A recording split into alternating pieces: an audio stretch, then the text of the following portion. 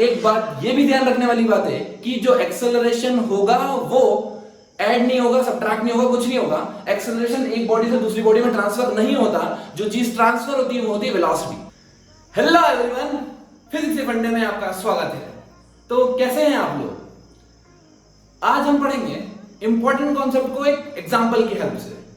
तो देखते हैं क्या है कॉन्सेप्ट। यहां पर हमने एक ऑब्जर्वर लिया है, जो ऑब्जर्वर मूविंग है, राइट। ये हमारा ऑब्जर्वर है और ये ऑब्जर्वर कहां बैठा है? हॉट एयर बलून में या पैराशूट में बैठा है, ऐसा मान लीजिए, राइट। और ये पार्टिकल जा रहा है ऊपर, ये हॉट एयर बलून जा रहा है ऊपर विद स्पीड ऑफ 10 मीटर पर सेकेंड। 10 मीटर पर सेकेंड की स्पीड से बलून का जा रहा है ऊपर, ठीक है। Suppose at a particular instant ground से उसने हाइट अटेन कर ली 100 मीटर। एग्जांपल लेते हैं कि अपन कितनी हाइट अटेन कर ली ग्राउंड से? 100 मीटर, ठीक है। अब क्या किया? इस ऑब्जर्वर ने बॉल को ड्रॉप कर दिया। इस ऑब्जर्वर ने बॉल को क्या किया? ड्रॉप कर दिया, राइट। वो हमसे पूछ रहे हैं कि find the time taken by the ball to reach the ground. क्या प्रॉब्लम क्लियर है? ये जो सिस्टम है आपको पैराशूट मानना है, राइट। अगर आपको नहीं दिख रहा है तो आपको मानना है, क्योंकि अपनी ड्राइंग माशाल्लाह है। गिनीज बुक, लिम्का बुक, सब में अपना नाम आ रखा है ड्राइंग के मामले में, ठीक है। तो और ये अपना ऑब्जर्वर के 3 बाल होना कंपलसरी होता है, तो हमने 3 बाल बनाए ऐसे, बढ़िया। अब आते हैं कॉन्सेप्ट में। यहां से ये ऑब्जर्वर क्या करता है? बॉल को ड्रॉप करता है, राइट। अब मुझे बताओ, जब मैं इसका प्रैक्टिकल सिचुएशन में केस बनाऊंगा तो क्या ये बॉल को ऐसे बनाऊंगा u = 0? क्या ये केस ऐसा होगा कि मैंने बॉल को h हाइट से ड्रॉप कर दिया? ये केस ऐसा नहीं होगा, थोड़ा सा अलग होगा। कैसे देखते हैं? ध्यान से सुनना। सपोज मैं एक बॉल कैरी कर रहा हूं और मैं बॉल कैरी करने के साथ मूव कर रहा हूं, राइट। आपको ऐसा लग रहा है कि ये बॉल भी मूव कर रही है, right, with respect to you, with respect to person who is standing on ground. But मेरे रिस्पेक्ट से मैं भी रेस्ट पे हूं और ये बॉल भी रेस्ट पे, तो मेरे को तो यही लगेगा कि बॉल रेस्ट पे। लेकिन प्रैक्टिकली हो क्या रहा है? जैसे जैसे मैं मूव कर रहा हूं वैसे वैसे ये बॉल भी मूव कर रही है। अगर मेरी बॉडी ने वेलोसिटी अटेन कर ली तो इसने भी वेलोसिटी अटेन कर ली विद रिस्पेक्ट टू ग्राउंड और with respect to you. But मेरे रेस्पेक्ट से तो मैं ग्राउंड पे ही रहूंगा। इसका मतलब आप जिस वेलोसिटी से ऊपर जा रहे हो और आपके हाथ में वो बॉल है, इसका मतलब वो बॉल भी सेम वेलोसिटी से ऊपर जा रही है। क्या चीज की है? इसका मतलब इसका जो एक्चुअल डायग्राम बनना चाहिए विद रिस्पेक्ट टू ग्राउंड, क्या बनना चाहिए? आप बॉल को ड्रॉप नहीं कर रहे हो, क्योंकि हम जो भी इक्वेशन ऑफ मोशन लगाएंगे वो विद रिस्पेक्ट टू ग्राउंड लगाएंगे। तो ग्राउंड के रिस्पेक्ट से जब हम देखेंगे तो ये बॉल हम ड्रॉप नहीं कर रहे हैं, ये बॉल हम थ्रो कर रहे हैं। किस स्पीड से? जिस स्पीड से ये ऑब्जर्वर मूव कर रहा है, और ये ऑब्जर्वर किस स्पीड से मूव कर रहा है? जिस स्पीड से पैराशूट मूव कर रहा है। इसका मतलब you are throwing this particle with a speed of 10 metre per second in the upward direction. What he was claiming? He is claiming that the ball is dropped at that point, ठीक है। तो इसके हिसाब से ball को drop किया, लेकिन हमारे हिसाब से हमको दिमाग चलना चाहिए कि ये ऑब्जर्वर खुद मूव कर रहा है, और अगर ऑब्जर्वर खुद मूव कर रहा है इसका मतलब वो ड्रॉप नहीं कर रहा है, वो थ्रो कर रहा है। किस डायरेक्शन में? अपवर्ड डायरेक्शन में। तो इसका जो डायग्राम बनेगा वो ऐसा बनेगा कि ये बॉल गई ऊपर और ऊपर जाके नीचे आएगी, right. This is the straight line motion, it will go up, it will come down on the same line, but just for sake of simplicity I have drawn like this. चलिए, अब concept वही रहेंगे, equations वही रहेगी। क्या? जिस point पे खड़े होकर हमने पार्टिकल को प्रोजेक्ट किया है उस पॉइंट को क्या बोलते हैं? Origin, right. ये पार्टिकल ऊपर गया, नीचे गया, यहां से मुझे ये टाइम निकालना है। t = 0 पे मैंने मोशन स्टार्ट किया, I have to calculate t = capital ये टाइम निकालना, I have to calculate this time, right. कैसे निकालेंगे? यहां पे हमें हाइट गिवन है, टाइम गिवन है। कौन सी इक्वेशन लगाएंगे? First, second, third? Second equation, right. Will use s = ut plus half at²। मुझे बताइए बच्चों, डिस्प्लेसमेंट कितना है? डिस्प्लेसमेंट मुझे सिर्फ इनिशियल पॉइंट और फाइनल पॉइंट लिखना है। तो डिस्प्लेसमेंट नीचे हो रहा है ऊपर हो रहा है? Displacement velocity acceleration vector quantity होगा। डिस्प्लेसमेंट हो रहा है नीचे, कितना? हाइट के बराबर, राइट। तो ये हो गया -100। इनिशियल वेलोसिटी कितनी? इनिशियल वेलोसिटी 0 होगी या कुछ होगी?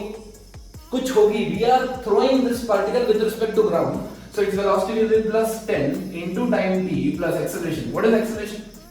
Acceleration is nothing, it is just a acceleration due to gravity only. या मैं ऐसा बोल दूं कि ये जो मोशन हो रहा है वो सिर्फ और सिर्फ ग्रेविटी के इफेक्ट में ही हो रहा है. इसका मतलब पूरे मोशन में जो ग्रेविटी का इफेक्ट लगेगा वो नीचे की तरफ लगेगा, that is minus g. So you know that it is minus 10 into t square. Correct? बस अब कुछ नहीं करना है आपको, इसको सॉल्व कर दीजिए. So you will get minus 20 equal to 2t plus t square. Minus t square. This is minus sign, right? So I can write it over here, t square minus 2t minus 20 equal to 0. ये quadratic equation बन गई. I hope आप लोगों को quadratic equation solve करना आती हो. अगर आपने यहाँ पे ये क्वाड्रेटिक इक्वेशन सॉल्व कर ली तो आप टाइम इजीली कैलकुलेट कर सकते हैं, राइट? तो यहाँ पर सबसे इंपॉर्टेंट ध्यान रखने वाली बात क्या है कि अगर मेरा ऑब्जर्वर मूव कर रहा है और अगर मूविंग ऑब्जर्वर ने बोला मैंने पार्टिकल ड्रॉप किया, इसका मतलब आपके रिस्पेक्ट से वो ड्रॉप नहीं है, आपके रिस्पेक्ट से वो थ्रो है, राइट? इसमें दूसरी प्रॉब्लम कैसे बन सकती है? दूसरी प्रॉब्लम ऐसे बना सकते हैं कि बॉल ऑब्जर्वर के हाथ में और अब ऑब्जर्वर डिसेंड कर रहा है, नीचे जा रहा है, राइट? और नीचे जाते जाते उसने ड्रॉप कर दिया. तो बेसिकली जब नीचे जाते उसने ड्रॉप किया तो आपके रिस्पेक्ट से उसने ड्रॉप किया या थ्रो किया? आपके रिस्पेक्ट से उसने थ्रो किया, राइट? सो इक्वेशन लगेगी -100. यहाँ पे वेलोसिटी आ जाएगी -10t plus half into -t into T square. क्या चीज क्लियर है? एक तरीके और प्रॉब्लम बनता है इसमें. कैसे? सपोज यहां पे ये पार्टिकल बलून में बैठा है, बलून ऊपर एक्सेलरेट कर रहा है. ध्यान से सुनिएगा, बलून ऊपर एक्सेलरेट कर रहा है. बलून गया ऊपर गया, मान लो 2 मीटर पर सेकेंड की स्पीड से, सॉरी 2 मीटर पर सेकेंड की एक्सेलरेशन से वो एक्सेलरेट कर रहा है, राइट? तो ये ऊपर गया, एक्सेलरेट करता हुआ ऐसे ऐसे ऐसे, किसी पर्टिकुलर टाइम टी पे उसने बॉल को ड्रॉप कर दिया, राइट? तो क्या आप वेलोसिटी निकाल सकते हैं उस इंस्टेंट में? v = u + at करके. Very good. अगर आपने इस पॉइंट पे वेलोसिटी निकाल ली, फिर क्या किया उस पर्टिकुलर आदमी ने, ऑब्जर्वर ने उसको ड्रॉप कर दिया, मतलब उसने ड्रॉप नहीं किया, क्या किया? थ्रो. तो उस पॉइंट से पार्टिकल ऊपर जाएगा फिर नीचे आएगा. आपको ये वाला प्रिंसिपल फिर से लगाना होगा, लेकिन यहाँ पे एक्सेलरेशन ऐड हो जाएगा. और अब आपका एक दिमाग में क्वेश्चन आना चाहिए. क्या क्वेश्चन आना चाहिए? कि अगर इसका एक्सेलरेशन 2 है और acceleration due to the earth 10 है या 9.8 है, तो क्या वो ऐड और सब्ट्रैक्ट होंगे? तो ये क्वेश्चन अगर आपके दिमाग में आया है तो बहुत अच्छी बात है. यहां पर एक बात ये भी ध्यान रखने वाली बात है कि जो एक्सेलरेशन होगा वो ऐड नहीं होगा, सब्ट्रैक्ट नहीं होगा, कुछ नहीं होगा. एक्सेलरेशन एक बॉडी से दूसरी बॉडी में ट्रांसफर नहीं होता. जो चीज ट्रांसफर होती है वो होती है वेलोसिटी.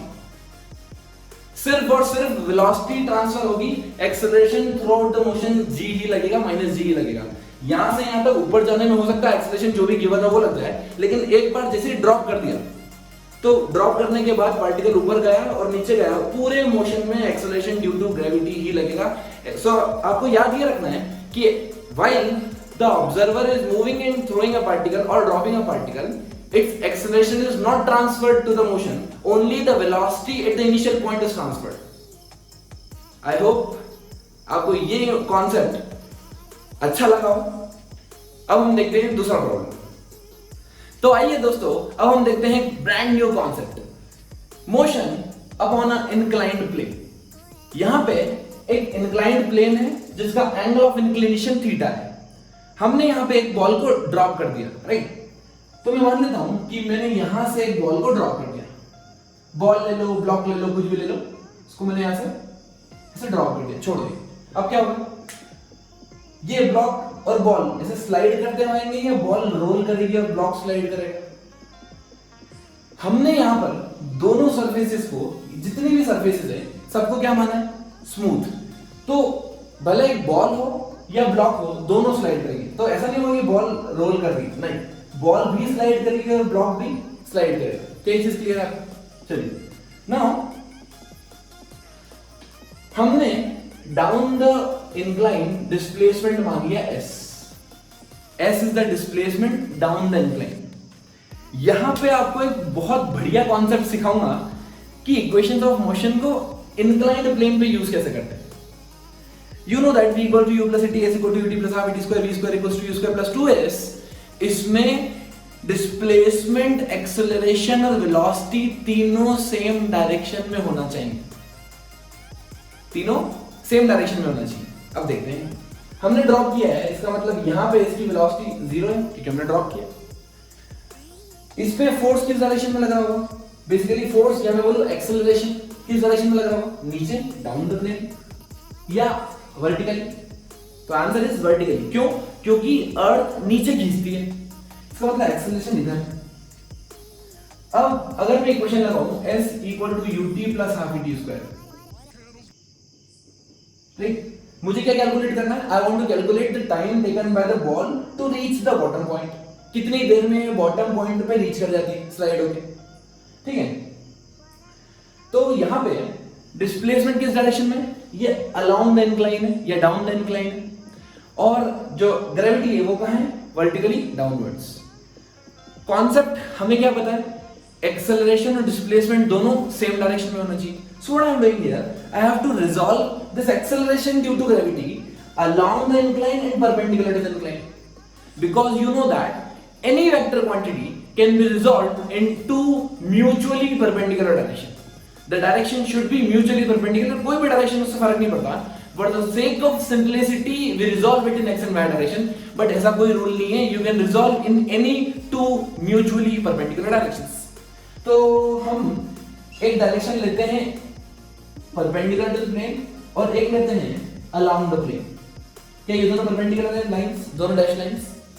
अगर ये इंक्लिनेशन थीटा है, सो क्या ये भी थीटा होगा? ये थीटा है, इसका मतलब ये भी थीटा होगा, राइट? ये भी कॉन्सेप्ट है, आपको याद रख लीजिए। सपोज दो लाइन है, ये दोनों blue, dark blue line perpendicular है और ये डैश लाइन है ये भी परपेंडिकुलर है, ठीक है। अगर ये एंगल थीटा है तो ये एंगल कितना होगा? 90 माइनस थीटा। अब देखो दोनों ब्लू लाइन, ये एंगल अगर 90 माइनस थीटा है तो क्या ये एंगल थीटा होगा? इसका मतलब हर एंगल अल्टरनेट एंगल थीटा होता जाएगा। Theta 90 minus theta, theta 90 minus theta, theta 90 minus theta. ये दोनों लाइन परपेंडिकुलर और ये दोनों लाइन परपेंडिकुलर, ठीक। चलिए सिमिलरली यहां पे भी ये एंगल थीटा है तो ये 90 माइनस थीटा, ये फिर से हो जाएगा थीटा। अब मैं g को सॉल्व कर रहा हूं, so this will be g, the component close to theta will be g cos theta and the component which is perpendicular to it, it is g sin theta। हमेशा याद रखिए जो थीटा के पास में होता है वो cos थीटा कंपोनेंट होता है और जो उसके परपेंडिकुलर होता है वो sin थीटा कंपोनेंट होता है, राइट? ये आपको वेक्टर रिजोल्यूशन से आना चाहिए। इसका मतलब एक्सेलरेशन जो डिस्प्लेसमेंट की डायरेक्शन में है, एक्सेलरेशन जो डिस्प्लेसमेंट की डायरेक्शन में वो g नहीं है, g sin थीटा है।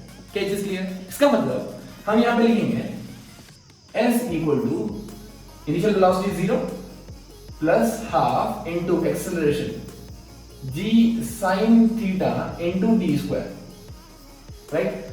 So मेरा आंसर आ गया 2s by g sin theta equal to t square, so मैं अंडर रूट ले लूंगा। This will give you the time, right? अब आप एक चीज और देख सकते हैं, यहाँ पे मैंने g sin theta लिया, राइट? और डिस्प्लेसमेंट भी इधर है। अगर मैं इस पॉइंट को ओरिजिन मान लेता हूं और राइट में पॉजिटिव, लेफ्ट में नेगेटिव मानता हूं, तो मुझे यहां पे भी नेगेटिव साइन लगाना पड़ेगा और यहां पे भी नेगेटिव साइन लगाना पड़ेगा, तो फाइनली आंसर यही आएगा, ठीक। चलिए, तो ये मैंने टाइम निकाल लिया। तो आइए दोस्तों हम बात करते हैं फिजिक्स के फंडे स्पेशल की। ये क्या है?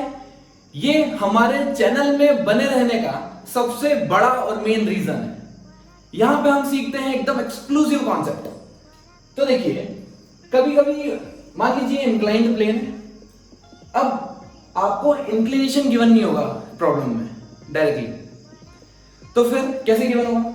हमें अभी तक क्या पता है कि अगर ये एंगल थीटा है तो इसके सामने वाली साइड परपेंडिकुलर, इसको बोलते हैं base, and that is called as the longest side is called as hypotenuse. So हम यहां से निकाल रहे हैं tan theta equal to perpendicular by base, sin theta is equals to perpendicular by hypotenuse and cos theta equals to base by hypotenuse। ये आपको बचपन से पता है। आपको क्या नहीं पता है? कभी कभी वो एंगल की जगह बोलते हैं the angle of inclination is often referred as 1 in n, 1 in n, राइट? Angle is often referred as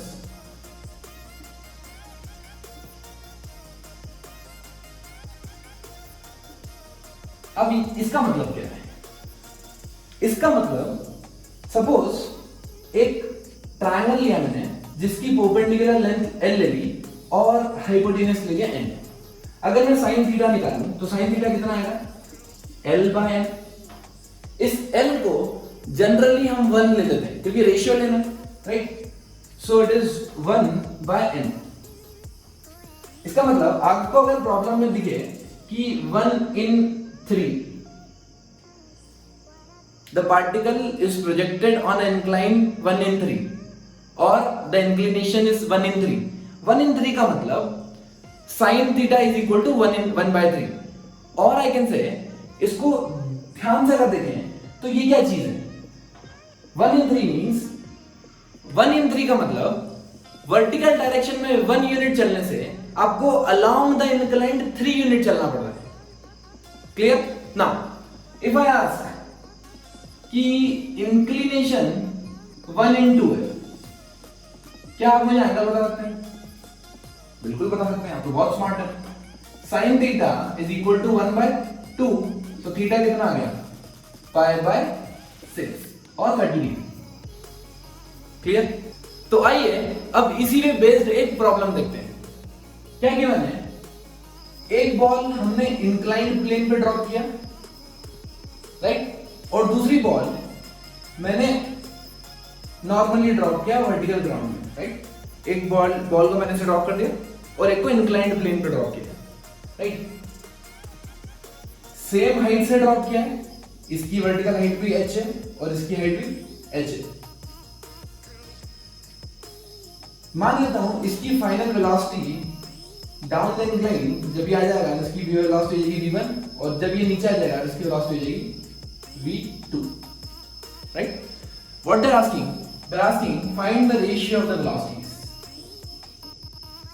Question clear? एक पार्टिकल को अपने इंक्लाइन पे छोड़ा है, उसकी वेलोसिटी फाइनल v1 हो गई। एक को नॉर्मली मैंने वर्टिकल ग्राउंड में ड्रॉप कर दिया, उसकी वेलोसिटी हो गई ग्राउंड पे v2। They're asking the ratio of v1 by v2। चलिए निकालते हैं।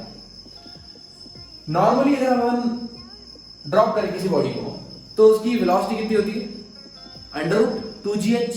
और अगर आपको फॉर्मूला नहीं याद है तो हम उसकी वेलोसिटी निकाल लेते हैं। एक बात और, वेलोसिटी नेगेटिव आएगी क्योंकि नीचे जा रहा है particle. So velocity equals to u plus at, initial velocity 0। The body is travelling in this direction, so I have to take this displacement and this acceleration, so it is -g into t। What is the formula for time? Time equals to √2h by g, √2h by g, right? So इस g को अंदर ले आते हैं तो ये जाएगा g square into 2h by g, the whole under root with a negative sign, so it is 2gh। velocity is -2gh और अगर मैं स्पीड लूं तो स्पीड कितनी आ जाएगी मेरी? √2gh, right? ये तो बात हुई जब अपन ने नॉर्मली ड्रॉप कर लिया, तब ये वर्टिकल लाइन में मोशन हुआ। अब हम अलोंग द प्लेन देखते हैं। जब हम अलोंग द प्लेन लगाएंगे same equation v equal to u plus at, initial velocity 0, this is the velocity at the ground और speed at the ground. Acceleration कितना हो जाएगा मेरा? -g डाउन द प्लेन, कितना है अभी अपन निकाला? g sin theta, it is g sin theta into t along the plane। what is the time along the plane? हमने अभी निकाला है इसको, ये आएगा हमारा g sin theta into √2 into s divided by g sin theta। what is s? s is the distance or the displacement along the incline। okay, now negative के sign, तो दिस इज माइनस √, अंदर ले आता हूं मैं तो जाएगा g square sin square theta into 2 into s divided by g sin theta. g sin theta क्या capital g sin theta you get 2 into s into sin theta into g। ये speed है, राइट? स्पीड में मैंने negative sign हटा दिया। अब क्या ये दोनों सेम? यस, ये दोनों सेम है। कैसे? अगर मैं इसको थीटा एंगल मानूं, ये डिस्प्लेसमेंट है, या मैं इसको हाइपोटेन्यूज भी मान सकता हूं, डिस्प्लेसमेंट लाइन से हूं। अगर ये s है, ये थीटा है, तो ये कंपोनेंट कितना होगा s cos थीटा, और ये कंपोनेंट कितना हो जाएगा s sin थीटा। तो s sin theta equal to h, हमने यहां प्रूव कर दिया s sin theta equal to h। इसका मतलब जब वो ग्राउंड पे आएंगे तब दोनों की स्पीड सेम होगी, दोनों की स्पीड सेम होगी। क्या ये चीज आपको क्लियर है? चलता रहूंगा पथ पर, चलने में माहिर बन जाऊंगा। चलता रहूंगा पथ पर, चलने में माहिर बन जाऊंगा। या तो मंजिल मिलेगी या फिर अच्छा मुसाफिर बन जाऊंगा। Stay motivated, keep supporting, keep learning.